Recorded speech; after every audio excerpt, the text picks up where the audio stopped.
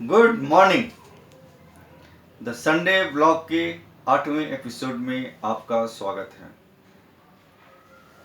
बिहार में काबा और ईबा का बवाल भइल बा। इसी बीच मुझे लगता है कि शिक्षा का हाल बा, इस पे भी चर्चा होनी चाहिए।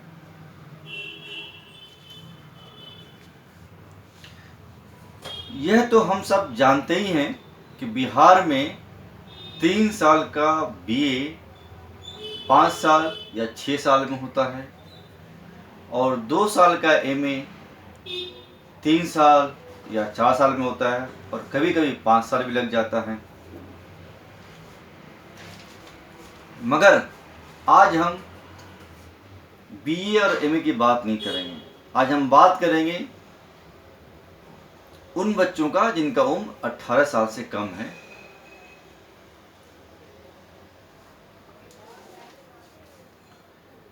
यह जानना जरूरी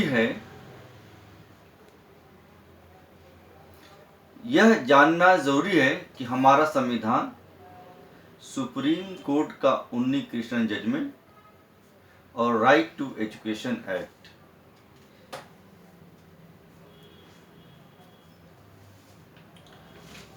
देश के सभी बच्चों को वैज्ञानिक चेतना के आधार पर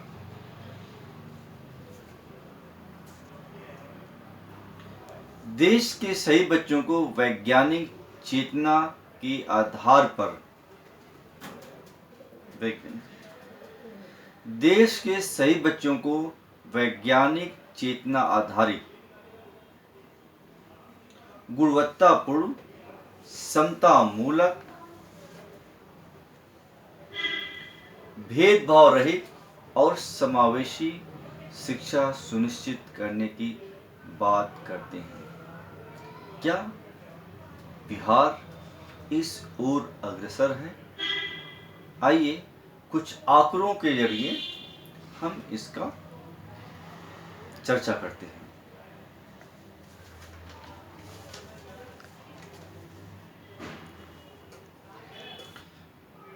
अगर आंकड़ों की देखा जाए तो आज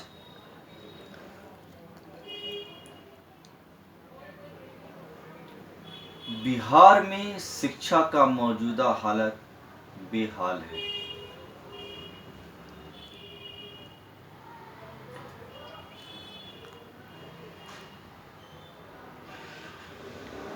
अखिल भारतीय स्तर पर तमाम शैक्षिक मानदंडों के अनुसार बिहार का शिक्षा का स्तर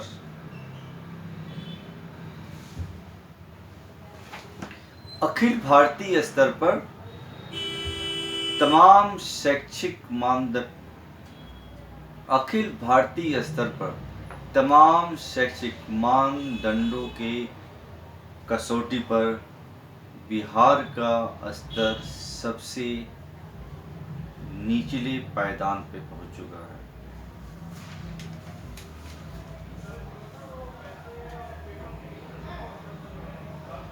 तमाम अध्ययन और रिपोर्ट इस बात को दर्शाता है कि बिहार में जो फंडामेंटल राइट है उसको भी पूरा करने में बिहार सरकार नाकाम है, उसकी कोशिश नाकाबिल है।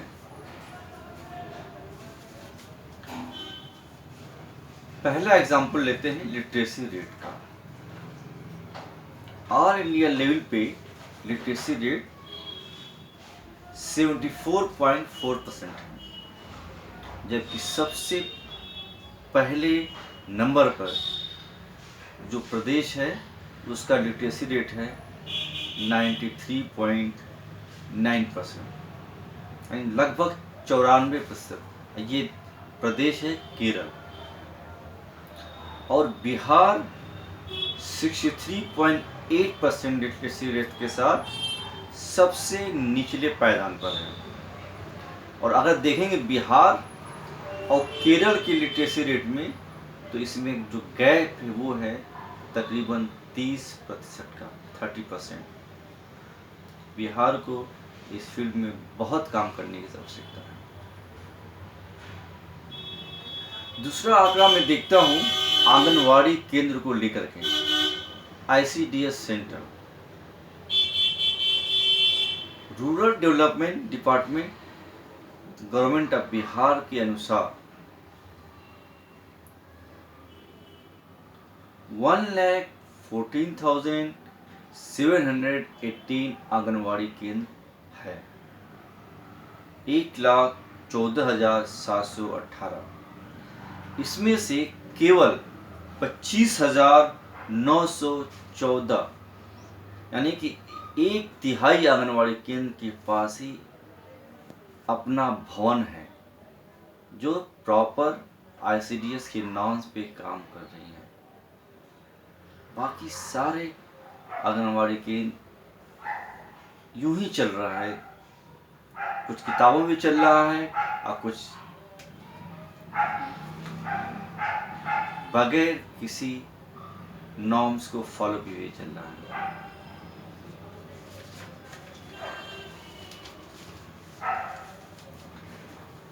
तीसरा, शिक्षा के लिए जो तीसरा महत्वपूर्ण मापदंड में देखता हूँ वो है टीचर्स का होना। बिहार में आज की डेट में 2,75,255 यानी 2,75,255 टीचर्स की वैकेंसी खाली पड़ी है, यानी कि लगभग 3 लाख टीचर्स की वैकेंसी खाली है। जिस प्रदेश में तकरीबन 3 लाख वैकेंसी खाली पड़ी हैं, वहाँ शिक्षा का क्या स्तर होगा? लोग क्यों अपने बच्चों को स्कूल भेजेंगे?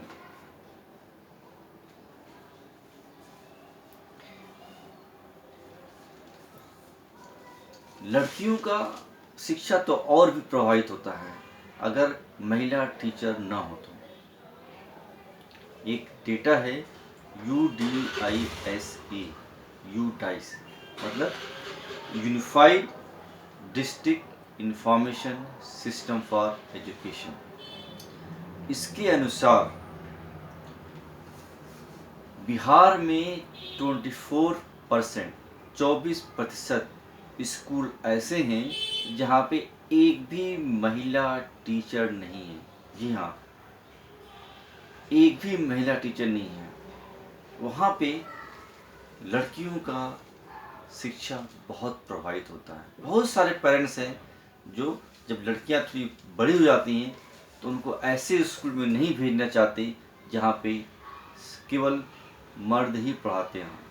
लेडीज़ टीचर का होना बहुत आवश्यकता है, जो कि 24% स्कूल्स में नहीं है।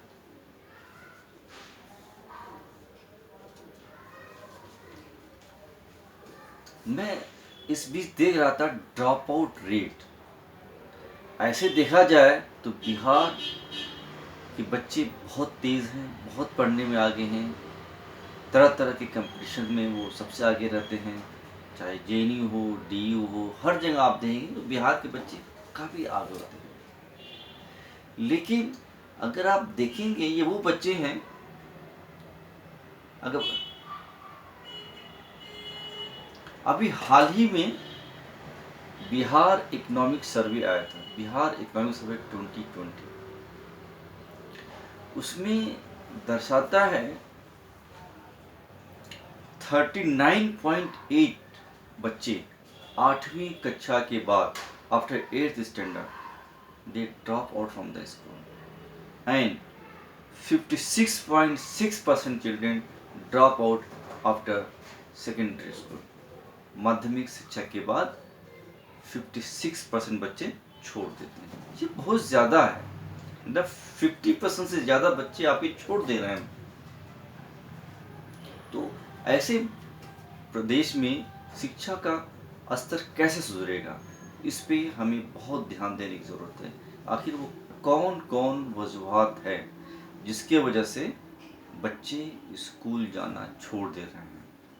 मेरे लिहाज से तो एक तो यही है कि टीचर्स नहीं हैं, दूसरा कि 24% में महिला टीचर्स नहीं हैं, ये सारी चीज़ें हमें देखना पड़ेगा। और एक बहुत ही चौंकाने वाली बात ये है कि बिहार में स्कूल बंद हो रहे हैं। It's very shocking. Government school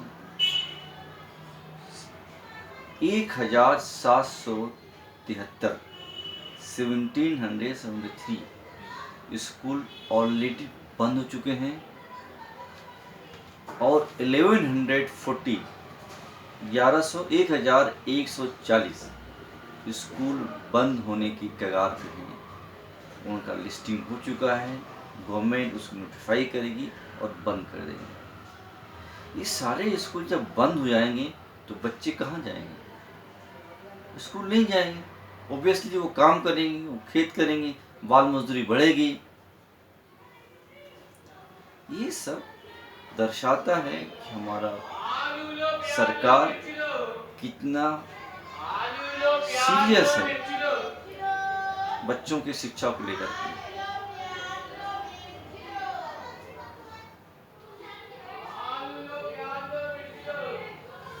in fact research हुआ है कुछ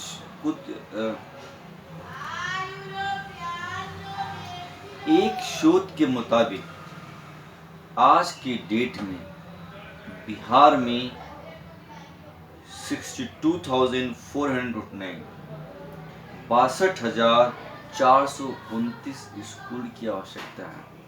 जहाँ पे स्कूल की आवश्यकता है हम वहाँ स्कूल बंद कर रहे हैं। इनफैक्ट हमें 60,000 से ज़्यादा स्कूल बनाने की ज़रूरत है और हम क्या कर रहे हैं, जो ऑलरेडी स्कूल है, बिल्डिंग है, इंफ्रास्ट्रक्चर है, उसको हम बंद कर रहे हैं। हम स्कूल में एजुकेशन को इम्प्रूव करने के बदले उसको बंद करने का ज़्यादा सोच रहे हैं। ये बहुत ही दुर्भाग्यपूर्ण है।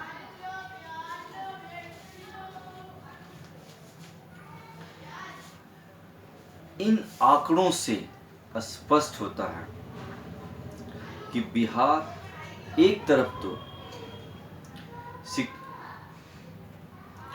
इन आंकड़ों से स्पष्ट होता है कि बिहार में एक तरफ तो शिक्षा का स्तर गिरता जा रहा है और वहीं दूसरी तरफ एजुकेशन में इन्वेस्टमेंट भी कम हो रहा है और ये एक दूसरे को अफेक्ट कर रहा है। अगर हम एजुकेशन में इन्वेस्ट नहीं करेंगे तो शिक्षा का स्तर गिरेगा।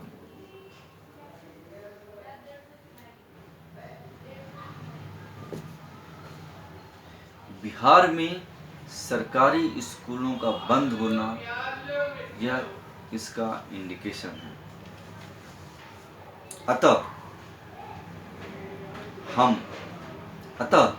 हम सभी दलों से अपील करते हैं कि बिहार में शिक्षा के मुद्दे को गंभीरता से लिया जाए, एजुकेशन में इन्वेस्टमेंट की बात की जाए,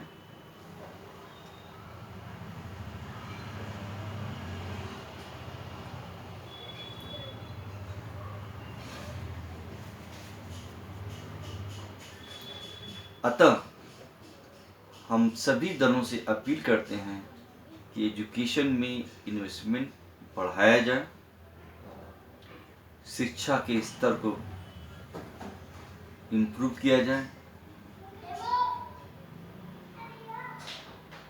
सभी रिक्त पदों को भरा जाए और जो स्कूल बंद हो रहा है उसको बंद न करके जो एडिशनल 60,000 से ज़्यादा स्कूलों की रिक्वायरमेंट है उसको खोलने की कोशिश की जाए। हमें ज़्यादा स्कूल की ज़रूरत है, ना कि जो ऑलरेडी स्कूल है उसे बंद करने की ज़रूरत है। हम चाहते हैं कि नए स्कूल को खोला जाए और पुराने स्कूल को इम्प्रूव किया जाए ताकि हमारे बच्चे एक साथ बैठ कर के गुणवत्तापूर्ण समावेशी शिक्षा का,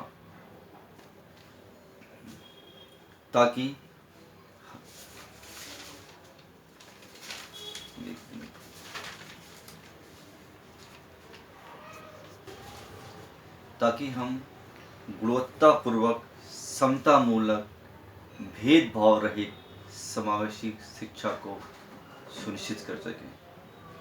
thank you, bye bye, sayonara.